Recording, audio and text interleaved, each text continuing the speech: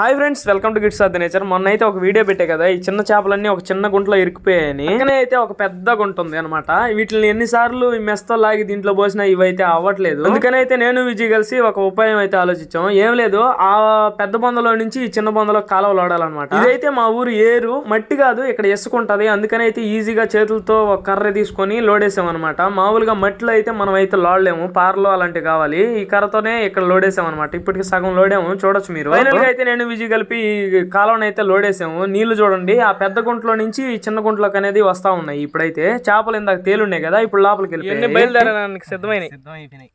ఇగో ఇగోండి, ఎక్కుతా కొన్ని ఆడదాకా ఎక్కి అలుపు తీసుకొని మళ్ళీ ఆడ నుంచి ఎక్కుతున్నాయి. ఇదిగో ఫైనల్ గా అయితే కొన్ని వేల చేపలను అయితే ఈ రోజుకి మనం బతికించాము. మనం ఎట్లా మళ్ళీ పట్టుకొని తినేస్తాంలే. ఇప్పుడైతే ప్రస్తుతానికి అనవసరంగా చచ్చిపోకుండా వీటిని అయితే కాపాడామన్నమాట. ఈ ఫుల్ వీడియో లింక్ కావాలంటే స్క్రీన్ పైన ఇస్తాను. వీడియో నచ్చితే లైక్ చేయండి. అలాంటి వీడియోస్ కోసం మన ఛానల్ అయితే సబ్స్క్రైబ్ చేసుకోండి. Bye friends.